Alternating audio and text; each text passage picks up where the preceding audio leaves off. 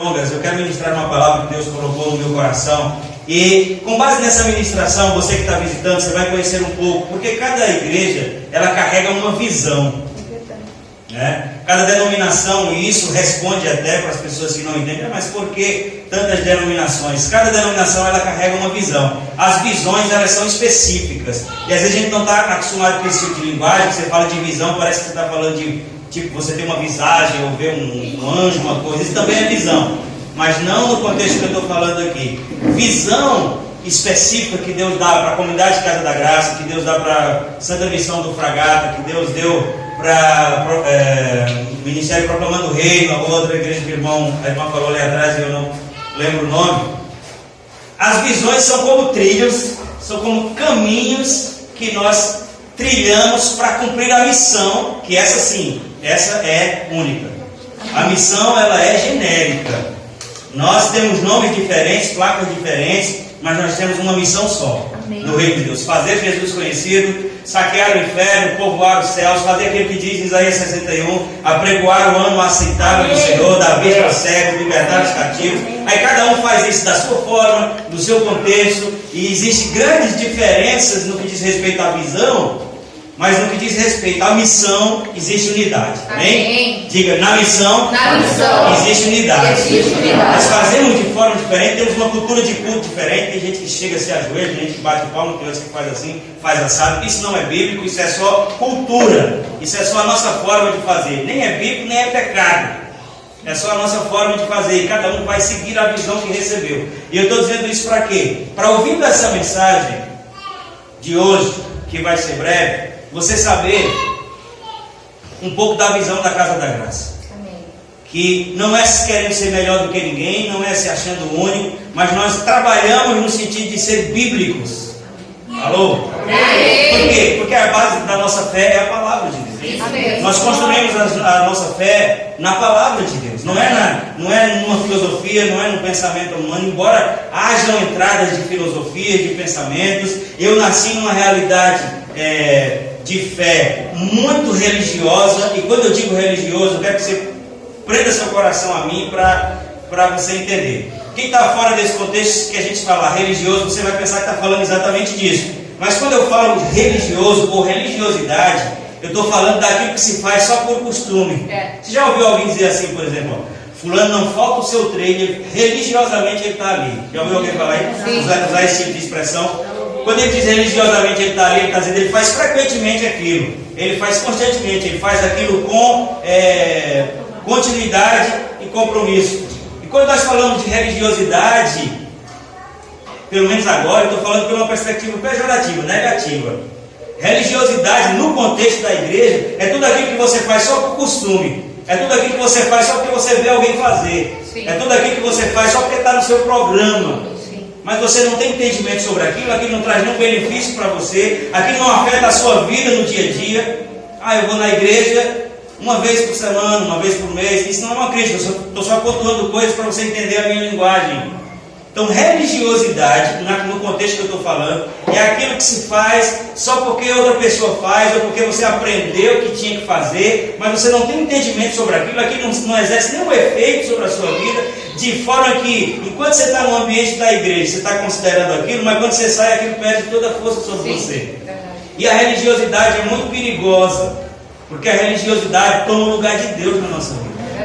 Quando nós estamos envolvidos apenas com regras, com práticas, não faça isso, não faça aquilo. Isso é a visão da comunidade Casa da Graça. A visão da comunidade Casa da Graça é uma visão bíblica, é uma visão de reino. Amém. E o reino de Deus e a mensagem de Jesus nunca esteve baseado em proibição e permissão. É verdade. Você quer saber se você está vivendo num contexto apenas da religiosidade? Na sua cabeça tem aquela ideia: isso é permitido, isso não é permitido. Você quer saber se você está vivendo com o entendimento do Evangelho, ou apenas com o entendimento de revelação? Você vai, vez por outra, soltar aquela frase emblemática do meio evangélico, que é: minha religião não permite. Vocês estão entendendo o que eu estou dizendo? Amém. A nossa relação com Deus, amados, não é baseada em permissão e proibição. Deus não enviou Jesus para dizer a mim e a você o que a gente pode ou o que a gente não pode. Está estranha essa mensagem. Isso quer dizer que eu posso todas as coisas? Não. A gente pensa assim exatamente porque a gente aprendeu o que é isso. Você recebeu Jesus para quê? Para parar de fazer umas coisas e fazer outras. Não. Nós recebemos Jesus porque em Adão nós estávamos separados de Deus e Ele veio como ponte. Aí sim, o significado essencial da palavra religião, que é religar. Amém. Amém. A partícula re quer dizer de novo e ligar quer dizer ligar. Profundo, né? Ligar quer dizer ligar. No grego, ligar é ligar. No hebraico também. Então, religar quer dizer ligar de novo. Então, se é ligar de novo, quer dizer que, por natureza, um dia eu e você estivemos ligados a Ele e fomos separados. E Deus enviou Jesus para que nós fôssemos religados. Você está comigo? Eu quero ler Provérbios, capítulo 25 e versículo 25. Você pode permanecer sentado para a gente ganhar tempo. Diz assim, ó. Provérbios 25, versículo 25. Capítulo 25, versículo 25. Diz: como água fresca para a garganta sedenta é a boa notícia que chega de um lugar distante. Como água fresca na garganta do sedento, assim é a boa notícia que chega de longe. Deixa eu dizer algo para você antes de orar. Evangelho é boa notícia. Amém. E quem disse isso não fui eu, nem essa igreja. Foi Jesus que chegou aqui dizendo: eis que eu vos trago boas novas de salvação. Amém. Glória a Deus. Pai, em nome de Jesus, nós somos gratos por essa palavra, que vai dar base à mensagem que nós vamos falar aqui no tempo que o Senhor vai nos dirigir, para fazer de forma precisa. E Pai, eu quero me colocar como um instrumento seu, porque eu sei que apenas sou isso, um canal, que não existe habilidade em mim de convencer, não existe nada no meu coração que possa penetrar o coração das pessoas. Mas se o Senhor estiver envolvido nas palavras que eu pregar aqui, Pai, haverá libertação, porque a palavra diz que conhecereis a verdade, e a verdade vos libertará. Eu te dou graça, porque a sua unção é presente nesse lugar, e a sua presença eu tenho convicção dela aqui, independente de qualquer sentimento. Mesmo se eu não estiver sentindo nada, a sua palavra diz: onde estiverem 2 ou 3 reunidos, estarei no meio deles. Eu quero considerar, Pai, a sua presença como ajuda e o seu Espírito trabalhando no coração de cada um, fazendo de forma pessoal, trazendo entendimento pessoal a cada coisa dita aqui, em nome de Jesus. Amém? Você está comigo? Então eu fiz essa introdução bem rápida e trouxe esse versículo de Provérbios 25 para dizer a você que nós cremos no Evangelho como boas notícias. Nós não usamos o púlpito para apontar o pecado das pessoas, porque isso o diabo faz. O trabalho dele é acusar, é trazer peso, é trazer condenação, quando a Bíblia diz em Romanos 8:1 que já não há condenação para aqueles que estão em Cristo Jesus. E eu falo com conhecimento de causa, porque eu já fui pregador de más notícias. Eu já fui pregador de acrescentar peso às pessoas, achando que a minha pregação de parâmetros e de regras ia fazer com que as pessoas se alinhassem, até eu descobrir pelo Espírito que o papel do pregador não é convencer ninguém. E a Bíblia diz que o Espírito ele convence do pecado, da justiça e do juízo. E quando eu estou aqui tentando dizer: não faça isso, não faça aquilo, não vá para ali, não vá para colar, na verdade eu estou dizendo que eu não confio na mensagem do Evangelho para salvar aquele que acolhe.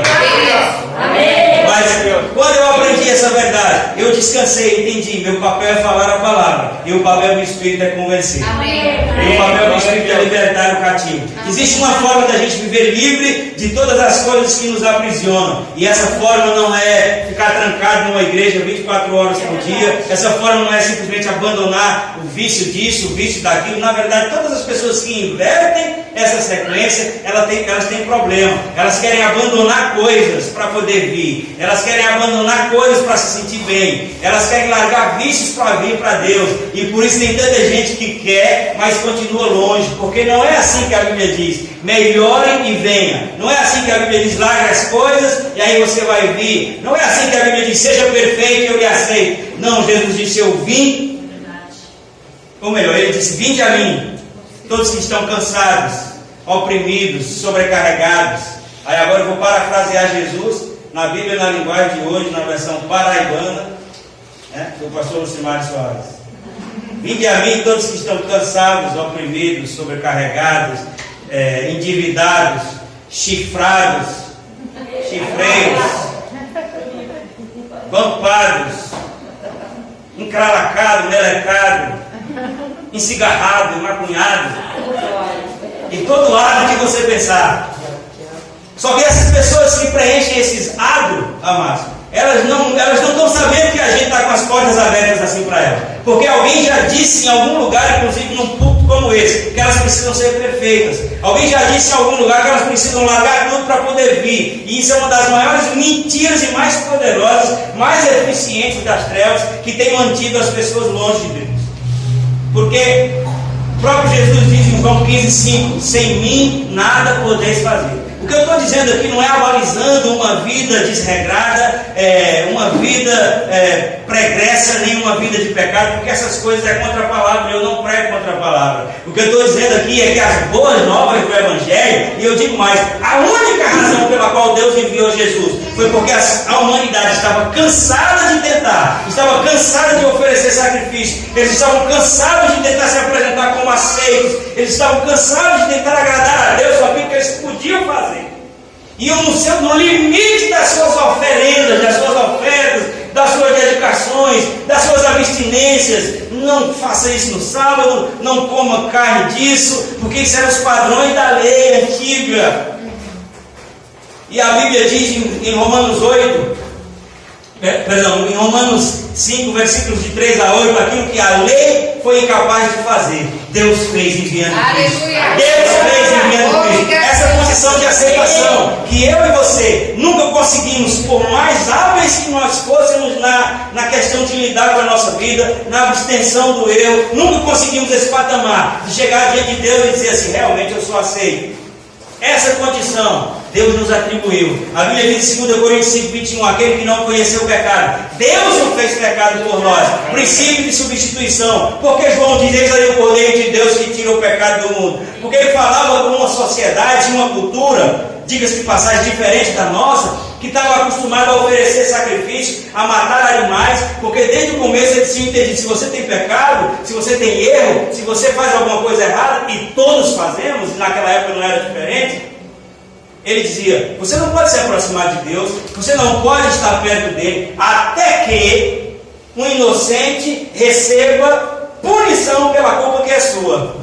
Quantos estão comigo? Desde o Éden, quando Eva pecou, quando Adão pecou, e eles fizeram roupas de folhas de figueira, querendo dizer assim: ramo, mas eu vou consertar aqui no meu próprio jeito, da minha própria forma. Quando Deus veio na viração do dia para se relacionar com eles, para conversar com eles, e eles estavam vestidos com aquelas roupas, a Bíblia diz que Deus não aceitou aquilo, porque aquilo era uma iniciativa de justiça própria. É o que nós fazemos todo dia, tentando consertar do nosso próprio jeito. O que Deus fez foi o quê? Foi o quê? Sacrificou um animal e os vestiu de peles, para desde aquele tempo começar a implantar na mentalidade dele um sistema passageiro, transitório, que funcionaria até um tempo. Que tempo é esse? Até o tempo que Jesus fosse enviado. Então, cada vez que as pessoas pecavam, elas tinham que sacrificar. Para quê? Para elas se sentirem aceitas de novo, para elas estarem paliativamente e provisoriamente perto de Deus, ter relação com Deus de novo, até a próxima vez que elas pecassem, e aí mais um animal ia morrer. E na verdade Deus fez isso para que fosse construído na mentalidade deles um único sacrifício perfeito, que agora não ia só resolver de forma paliativa esse problema que o pecado causava, mas ia não cobrir o pecado, mas ia tirar o pecado. Aí vamos contextualizar. Vamos pensar naquela pregação de João Batista ali, como vocês estão aqui, tinha uma multidão assistindo João Batista, e ele falando sobre o seu contexto cultural da época, que envolvia sacrifício, pecado, essas coisas. Cordeiro, estão comigo? Sim. E de repente ele está pregando aqui que Jesus aparece. E aí ele levanta o dedo, aponta e diz: eis aí o Cordeiro de Deus. Quando ele diz: eis aí o Cordeiro de Deus, eles já sabiam, eles quem? A multidão, já sabia do que João Batista estava falando. Eis aí o Cordeiro de Deus. Só que ele completou essa frase de uma forma muito mais chocante e poderosa. Ele não disse: esse aí é mais um Cordeiro, esse aí é mais um que vai morrer para que você se sinta bem até o seu próximo pecado. Não, ele disse: esse é o é artigo definido. Quantos estão comigo? O também é cultura, aula de português, né? O artigo definido. Não é artigo definido. O é artigo definido. Ou quer dizer, só tem esse. Ele diz: eis aí o Cordeiro de Deus. E ele completa essa frase dizendo: que tira, não é que cobre, não é que vai adiar, que tira o pecado do mundo. Aí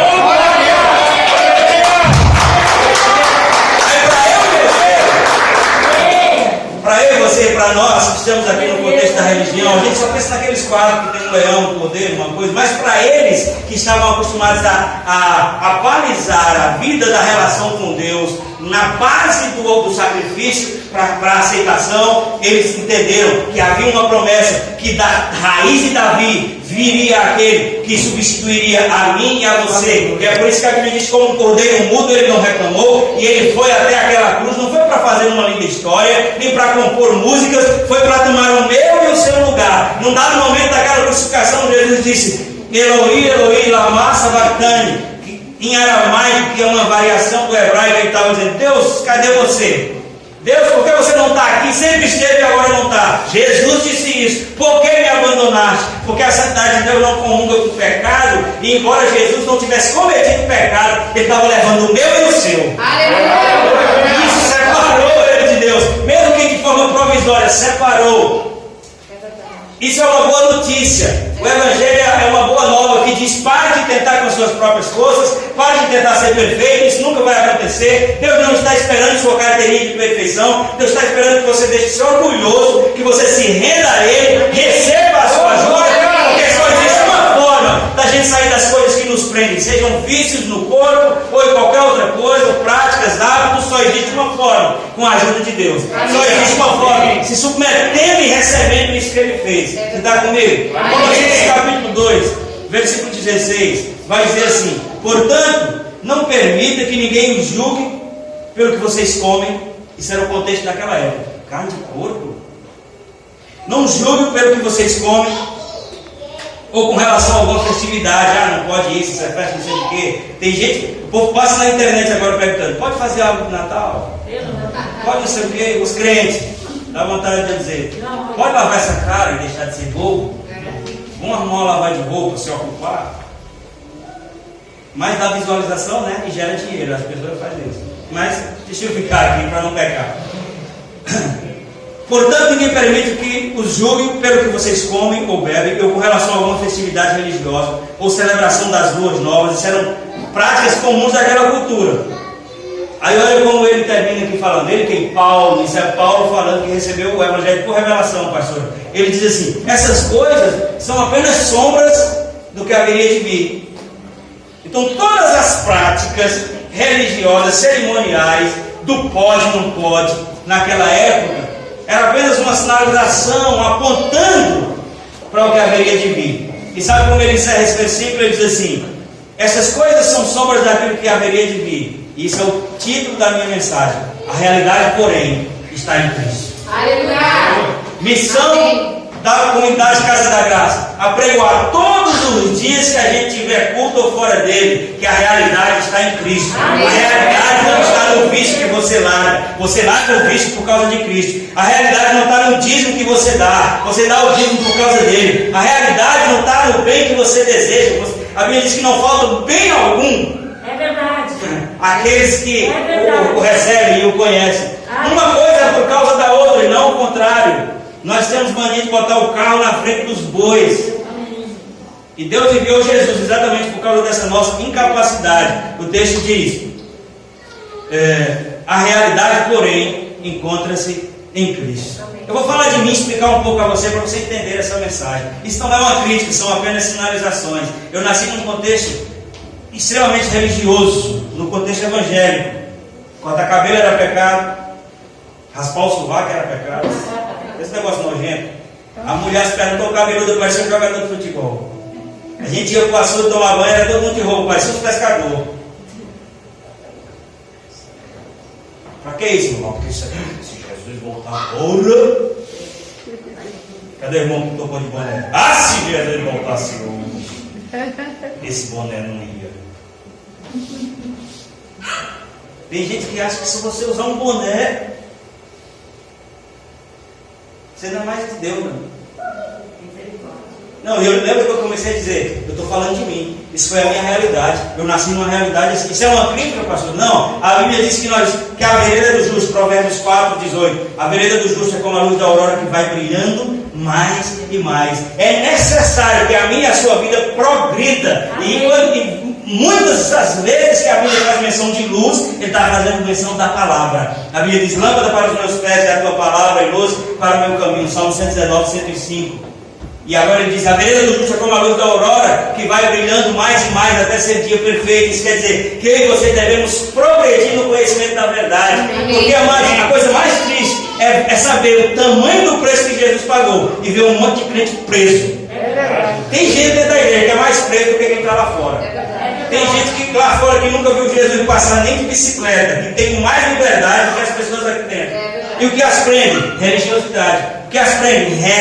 Regra sobre regra, preceito sobre preceito. Você precisa ler Colossenses 2. Paulo diz: essas coisas, essas regras, não pegue, não toque, não manuseie. Elas têm aparência de santidade, com pretensa religiosidade e até severidade sobre o corpo, contra o corpo. Ou melhor, severidade sobre o corpo, mas não tem poder nenhum contra os impulsos da carne. Ou seja, quanto mais você se aplica em regras, mais você peca. Porque não fui eu que criei isso, não. É a Bíblia que diz que a força do pecado é a lei. A força do pecado não é o diabo. A força do pecado é a lei. E o fim da lei é Cristo. O mandamento que eu e você temos hoje não é: não matarás, não roubarás, não adulterarás. Ah, pastor, então você está me liberando para fazer essas coisas. Não, é o contrário. Quando nós vivemos o mandamento, o verdadeiro mandamento, Jesus diz: um novo mandamento vos dou. Um novo mandamento vos dou: amai-vos uns aos outros. Ele resumiu todos os mandamentos, precisamente 613 deles da antiga aliança. Ele resumiu: ame uns aos outros. É verdade. Você percebe que o principal mandamento da antiga aliança era amar a Deus sobre todas as coisas. Aí depois ame o seu próximo como a si mesmo. Aí Jesus trouxe um mandamento diferente. Ele disse: é também um mandamento baseado em amor, e é único. Mas ele disse: um novo mandamento vos dou, que vocês amem uns aos outros como eu vos amei. Como foi que Jesus nos amou? A Bíblia diz que Ele se entregou por nós. Amém. Você percebe que se nós andarmos no mandamento do amor, uma pessoa que ama não trai, não. É verdade. É verdade. Uma pessoa que ama de verdade, ela não é individualista. É verdade. É desse jeito. Uma pessoa que ama, ela pensa na outra. Ela não é egoísta. Só que amor, na perspectiva bíblica, é algo que se aprende. Amor bíblico é diferente do amor que a gente está acostumado. A gente acha que amor bíblico é igual ao amor humano, natural, que é aquela coisa viscosa que você só está com alguém se você tiver. Não, é tão diferente que a Bíblia diz que você pode amar seu inimigo. Olha como parece contraditório. Porque amor não é um sentimento. Amor contém sentimento. Mas amor é uma atitude. A Bíblia diz: tende o mesmo sentimento de Cristo. Lá em Colossenses, em algumas versões diz: tende o mesmo sentimento. Diz que tende o mesmo amor. A mesma atitude. Diga: amor. Amor. É atitude. É atitude. Você ama alguém quando você tem a oportunidade de falar mal dela e não faz. Você ama alguém quando você tem a oportunidade de expor alguém e não faz, prejudicar alguém e não faz. Necessariamente você tem que estar lambendo aquela pessoa e dizendo: como você é linda, mentindo às vezes.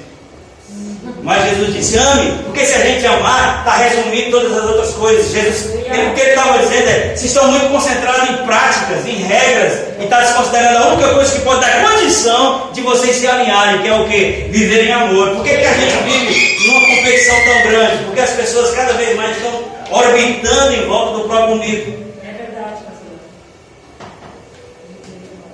A boa notícia é que a realidade encontra-se em Cristo. Eu quero ler alguns textos rápidos aqui. Efésios capítulo 2. Isso é falando de mim e de você antes.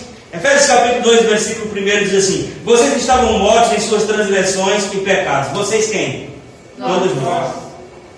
Deixa eu te dizer uma coisa para você receber no seu espírito. A religião diz que nós nos separamos de Deus pelas coisas que a gente faz. A Bíblia diz que nós estávamos separados por natureza. Quem fez e quem não fez. A Bíblia diz, não sou eu. A Bíblia diz: eram por natureza merecedores da ira. O que é isso por natureza? Porque nós herdamos de Adão a morte. Romanos 5,12 diz: pelo pecado de um homem a morte entrou no mundo, e a morte se estendeu a todos, não só todos daquela geração, porque naquela geração só tinha ele e ela, todos que vieram depois. De fato, que Paulo diz: todos pecaram e destituídos. O que é destituído? A palavra destituído quer dizer o quê? Alguém que perdeu uma posição. Destituídos estão da glória de Deus, carentes estão da glória de Deus. Quer dizer que nós fomos, por isso que eu falei sobre religar, que Jesus é a ponte, porque em Adão nós já nascemos ligados a Deus, mas no pecado dele nós também nos separamos. Nós tem todas as pessoas que nasceram depois de Adão, isso inclui a mim e a você.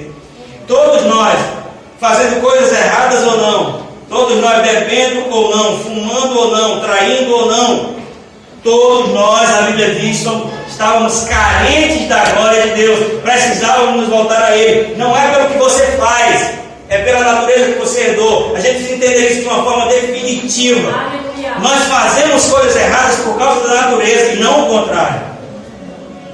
Nós fazemos coisas erradas, o homem faz coisas erradas porque estava separado de Deus e não o contrário. Quantos vocês estão entendendo? Amém. Aí a gente vai dizer: estávamos separados por causa das nossas transgressões e pecados, nos quais costumávamos viver quando seguíamos a presente ordem deste mundo e o príncipe do poder do ar, o espírito que agora está atuando sobre os filhos da desobediência, uma realidade espiritual. Há uma atuação maligna sobre as pessoas que estão nessa condição. Mas é boa notícia hoje, amém? Ele diz: anteriormente todos nós vivíamos também entre eles, satisfazendo as vontades da nossa carne, seguindo os seus desejos e pensamentos. Como os outros, éramos por natureza merecedores da ira. Não é por comportamento, éramos por natureza. A natureza errada gera o comportamento, e não o contrário. Versículo 4. Todavia, Deus que é rico em misericórdia. Amém. Você sabe o que é misericórdia? Misericórdia e graça são duas palavras muito comuns no contexto da vida cristã e também muito fortes. Misericórdia é Deus não dar aquilo que você merece. Você merece levar uma camaçada de pau e Deus não dá. Isso é misericórdia. Você merece receber na mesma moeda que tem pagado e não recebe. Isso é misericórdia. E graça. Graça é exatamente o contrário. É Deus lhe dar exatamente aquilo que você não merece. Por que você estamos aqui hoje? Porque a gente é bonzinho demais? Porque a gente acerta em tudo? Porque não existe ninguém mais perfeito do que você? Pelo contrário, mas nós estamos aqui porque a gente estava tão ou mais errados do que muitas pessoas que vocês conhecem, e Deus deu para nós o favor de receber aquilo. A graça quer dizer favor imerecido. Amém. Obrigado, Pai. Na verdade, o que bloqueia muitas vezes a gente receber os benefícios de Deus é procurar em nós mesmos merecimento. Mas não tem lugar nenhum na Bíblia dizendo assim: se fosse muito, mereça que eu lhe dou. Não, a Bíblia diz: creia e receba.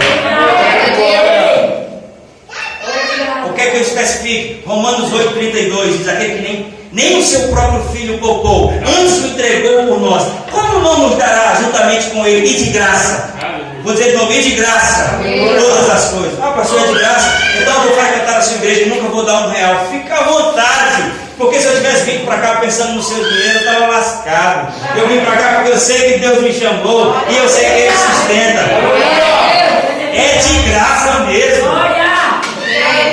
Glória a Deus! Glória Romanos 8,32: aquele que nem o seu próprio filho poupou, antes o entregou por nós, como não nos dará juntamente com ele de graça todas as coisas? Efésios 2,10 diz: pela graça sois salvos. Isso não vem de vós, é dom de Deus. Amém. Uma vez eu trabalhava numa empresa, me chamaram para eu trazer uma ministração, e eu comecei a falar no Evangelho de João, capítulo 1, que diz: veio para que era seu, mas os seus não receberam, mas a todos quantos receberam Deus o poder de serem feitos filhos de Deus, saber os que creem no seu nome. E tinha um colega de trabalho que se endemoniou lá na hora e botou o dedo na minha cara: mas você, pouca sombra, Paraíba, você pensa o quê? Por que você está dizendo que você é salvo? Na verdade, ele estava apenas manifestando seu sentimento de inferioridade. Eu disse uma coisa e ele entendeu outra. Eu disse que eu era salvo por causa de Jesus e ele entendeu que eu estava dizendo que eu era melhor do que ele. E quando ele me impressionou, eu disse: querido, eu só recebi algo que alguém me deu. Se você quiser, pode receber também. Você só não tem o que eu tenho, porque a diferença entre mim e você é que eu recebi e você rejeitou. Porque salvação não é um troféu que você ganha por ter chegado de primeiro no campeonato brasileiro dos melhores da igreja. Não, salvação é você ganha por reconhecer aquilo que Cristo fez e crer. A Bíblia diz: própria Deus salvar o homem pela loucura da pregação. É entender que na nossa própria força a gente nunca vai. Só tem uma coisa que a gente consegue na nossa própria força: cansaço, desgaste. Porque a gente é bom demais, faz tudo para todos e tem uma hora que a gente se sente enganado, abusado. Tem uma hora que a gente se sente que só está dando e não recebe. Isso é o que se consegue na própria força. Outra coisa que se consegue na própria força é o que diz em Jeremias 17, 5:17. Aquele que confia na sua própria força e se afasta de Deus, ele será como um arbusto solitário no deserto. É aquela pessoa que você pode estar rodeada de pessoas, você vai se sentir só. Você pode ter uma multidão de pessoas na sua frente, tem uma lacuna lá que não é preenchida, porque você está cansado de andar no próprio braço, de tentar com a própria força. E a Bíblia diz: bendito é o homem que confia no Senhor e faz dele a sua força. Ele será como uma árvore plantada junto a ribeiro de água. Uma árvore plantada perto d'água, ela tem sempre folha e no tempo certo ela frutifica. Glória a Deus, aleluia. Você está comigo? Amém. Então, Deus nos vida com Cristo quando a gente estávamos mortos em transgressões e pecados. Quando é que Deus deu-nos vida com Cristo? Quando estávamos mortos. Não é quando a gente largou tudo. Não é quando a gente ficou perfeitinho. Não. A única diferença em quem está no lamaçal e em quem está aqui é a distância dela reconhecer a Deus e ir passar pela porta de João 10:10, que é Jesus, e encontrar com Cristo. Alô, você está comigo? Amém. Então nós somos alcançados por Ele. Glória a Deus. Deu-nos vida quando estávamos mortos nas nossas transgressões e maldades, pela graça sois salvos. Deus nos ressuscitou com Cristo e nos fez assentar nos lugares celestiais em Cristo Jesus, para mostrar nas eras que hão de vir. Então tinha um testemunho, ele fez isso para que hoje, as eras que hão de vir é hoje, para mostrar nas eras que hão de vir a incomparável riqueza da sua graça. Comunidade, casa da graça. A palavra que você mais vai ouvir nessa igreja: a incomparável riqueza da sua graça. O que é graça? É a disposição que Deus tem amoravelmente de dar a mim e a você aqui, que a gente não merece. Aleluia. Ou você acha que merece a salvação? Ou eu? Não, pastor Mário, ele tenho certeza, ele merece. Vai morar lá em casa. Passa só um dia lá. Aí você se desvia.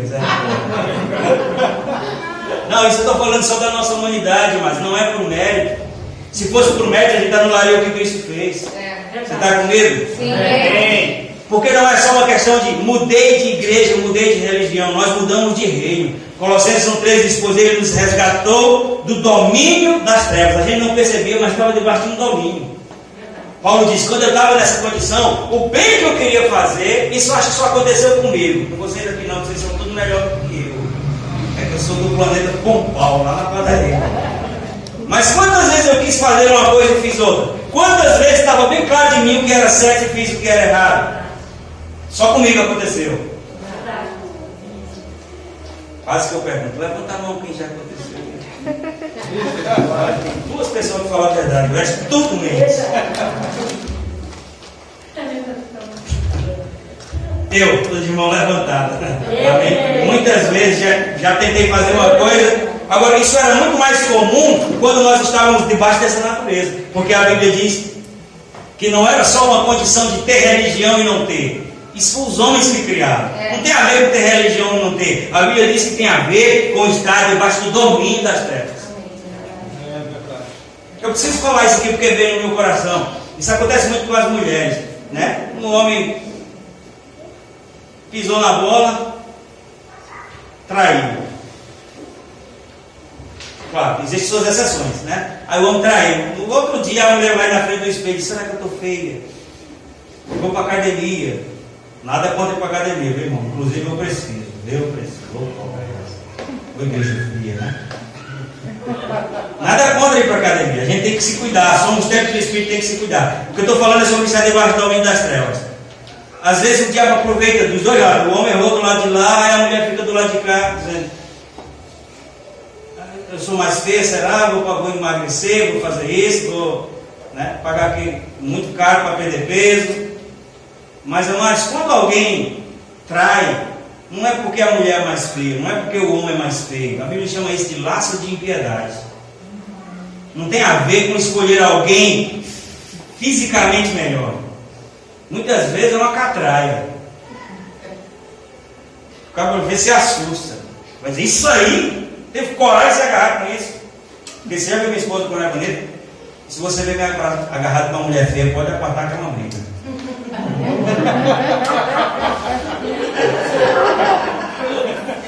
Isso é uma brincadeira, você não vai me ver agarrado com mulher nenhuma, só com a minha. A minha é suficiente, amém? Mas não podia perder essa piada. Foi boa, né? Você me vê agarrado com uma mulher feia, pode apartar com uma briga, só não chama a polícia. Amados, não é só uma questão de uma escolha. Eu quero isso, ou vou comparar, achei isso aqui melhor. Não é, são laços de impiedade, domínio das trevas. Então, quando Deus enviou Jesus, não foi para lhe transportar de uma religião para outra. Ah, era católico, agora sou evangélico. Ah, era isso, agora sou aquilo. Não, foi para te tirar do império das trevas, o texto diz, e para lhe transportar. Amém. Amém. Transportar. A palavra transportar sugere uma distância. Porque se fosse uma coisa perto, dizia para lhe arrastar. Está comigo? Amém. Lhe transportar do império das trevas e lhe plantar no reino do seu filho amado. Amém. Isso não quer dizer que você mudou de um dia para outro, uma pessoa que errava para uma pessoa perfeita. Não, isso quer dizer que você mudou de paternidade. Isso quer dizer que você mudou de natureza. Isso quer dizer que agora você não vai mais ficar correndo atrás de ser perfeito, porque tem algo que vai crescer dentro de você, de dentro para fora, que vai lhe dar condição não só de desejar acertar, mas de acertar. Que vai lhe dar condição não só de discernir o que é certo e o que é errado, mas decidir pelo que é certo. Na sua relação, o homem que progride na igreja e ele tem um testemunho para apresentar, não é porque ele nasceu num berço de pessoas perfeitas ou porque ele tem na sua índole, no seu DNA a inclinação a acertar. Não existe ninguém nessa condição, amados. A pessoa que progride em acertar, a pessoa que progride em melhorar, é porque ela está se abrindo para Deus, e a Bíblia diz que o crescimento é de dentro para fora. Por que eu sou contra a religiosidade no contexto da igreja? Por que eu sou contra? Porque a religiosidade diz assim, mude essa roupa. A religiosidade diz, tira o boné. A religiosidade foca no fora. E quantas mulheres estão com seus vestidos passando do sapato e a pomba gira embaixo? Quantos homens estão tão bem palitosados, engravatados e falando a linguagem que as pessoas querem ouvir, mas quando saem das igrejas, dos cultos, eles vão para coisas que não deveriam. Lembra que eu disse no começo, a religiosidade é danosa, porque ela tem o poder de preencher o lugar de Deus. Porque se eu estou fazendo isso, estou fazendo aquilo, eu me sinto como se estivesse bem, como se estivesse certo. Ah, mas eu não fumo. E daí, irmão? Você acha que fumar é uma coisa pior do que falar mal do seu irmão? Ah, fulano vai para o inferno porque ela fuma, mas você queima todo mundo com a sua língua. Ela só volta com cigarro aceso na boca e você bota uma tocha na sua. É bem isso, né? É verdade. Ah, fulano vai para o inferno, tomou um gole de cerveja. Eu estou liberando aqui para você fazer. Eu não aprovo essas coisas, amado, mas também não sou juiz para aprovar a vida de ninguém. Estou aqui para fazer isso, estou aqui para pregar a palavra. E para dizer a você que a religiosidade ela pontua em cima dessas coisas que não são a verdade de Deus. E aí eu vejo isso, vejo que fulano não faz, então já vou me ajeitando aqui, o cabelo já não corto mais, não raspo mais o sovaco, o cabelo das pernas é igual de jogador de futebol. Imagina, eu estava numa igreja uma vez, e eu era diácono na época, e a mulher começou a orar, empurrar a mão dela, ela levantou a mão assim, ó. Quando ela levantou a mão, porque eu digo que eu até varrer a casa com isso. Deu um nojo, Senhor, minha, sabe quando você fica se tremendo todo? Eu só não fico com esse sinal porque eu sou crente, mas deu vontade, não. E às vezes as pessoas ainda fazem isso em nome de Deus. Isso é uma questão de higiene. É verdade. É uma questão de higiene. Quanto mais pelo, mais propensão de bactérias que geram o odor da transpiração. E tem umas pessoas que têm isso mais forte do que outras. Não é? Sim ou não? Tem gente que passa e as folhas das árvores vai no chão. Puxa até folha de caderno, então forte. Eu tinha um amigo assim, quando terminava o culto ele vinha me abraçar toda vez. E Deus me deu muitos dons, mas ele não me deu altura. Aí não vinha botar o braço aqui em mim, ó. Quando ele saía de mim, eu saía fedendo dentro da igreja inteira. E o povo pensava, esse pastor é podre.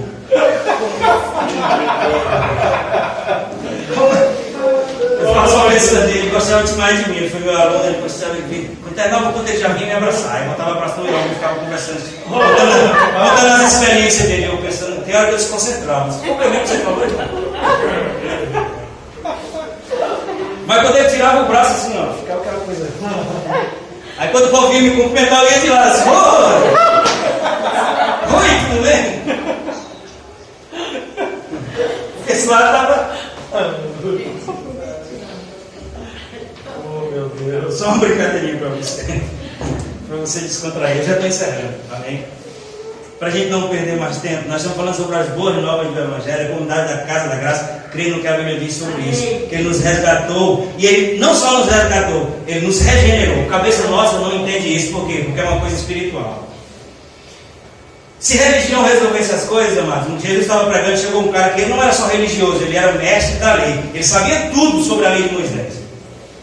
E ele tinha um comprometimento com a sociedade por ser um rabi, que quando ele foi procurar Jesus, ele foi de noite. Porque ele não queria que ninguém o visse. E ele chegou de noite, chamava Nicodemos. Quem já leu isso? João 3. Nicodemos, ele chegou assim e disse: como é que eu faço para ser igual a tu? Aí Jesus disse: tem que nascer de novo. E ele, como todo homem natural, disse: como assim? Eu já sou velho, vou entrar na barriga da minha mulher? Ou da minha mãe? Estou atrapalhado hoje, né? Vou entrar na barriga da minha mãe e vou voltar a nascer? E Jesus disse: não, isso. Estou parafraseando Jesus, disse, não, isso aí é perspectiva natural, que é nascido da carne, é necessário nascer da água, líquido amniótico, nascimento natural, e nascer do Espírito. E nascer da água você já é, agora você precisa só nascer do Espírito. É o que o texto está dizendo aqui. Ele não só nos transportou do império das trevas, mas Ele nos regenerou. Regenerar quer dizer criar de novo, gerar de novo. Porque em Adão nós morremos, mas em Cristo nós somos regenerados. 1 Pedro 3 diz: bendito seja o Deus e Pai do nosso Senhor Jesus Cristo, que conforme a sua grande misericórdia, nos regenerou para uma viva esperança por meio da ressurreição de Cristo dentre os mortos. 2 Coríntios 4, 9. Se Ele nos 2 Coríntios 5, 17. Se Ele nos regenerou, Ele nos fez o quê? Novas criaturas. Se nós somos novas criaturas porque Ele nos regenerou, presta atenção, porque isso é tão importante, amados. Se nós somos novas criaturas porque Ele nos regenerou, o que é novo em nós? O Espírito. Por que eu preciso dizer isso? Porque muitas pessoas nascem de novo e quando elas chegam na igreja, elas ficam em conflito. Porque elas querem o que é certo, por quê? Porque a Bíblia diz que o Espírito está pronto. Mas é no Espírito que nós somos regenerados. E Deus quer que nós sejamos regenerados integralmente. 1 Tessalonicenses 5, 23 vai dizer que o próprio Deus da paz vos santifica em tudo, o vosso espírito, alma e corpo. Deus quer que a gente seja regenerado em tudo, mas inicialmente nós somos regenerados no espírito, ou seja, a nossa alma, que é a nossa mente, tem todos os resquícios do passado. E isso só pode ser mudado à medida que você nos expomos à palavra, e a Bíblia diz: transformai-vos, Romanos 12, 2, pela renovação do vosso entendimento. Isso não acontece sem exposição à palavra. Mas o milagre da recriação, o novo nascimento, é exatamente a luz que foi apagada no Éden. Ela é acesa quando você ouve a palavra de Jesus e diz: eu quero, eu recebo, eu creio. Isso vai que você é uma nova criatura. Mesmo ainda pensando em coisas ruins, mesmo ainda fazendo coisas ruins, dentro de você é uma nova criatura. Aí vai acontecer aquilo que eu disse: você vai se expondo à palavra e vai crescendo de dentro para fora. Eu não tenho problema, mas alguém pode me chamar de permissivo e me chamar do que quiser, mas eu não tenho problema de pessoas chegarem: pastor, eu quero ir para a igreja, mas eu sou fumante, eu sou alcoólatra, eu sou... Pronto, é o lugar certo, você está vindo para o lugar certo. Ah, isso aqui é um bar? Não, isso aqui é um hospital.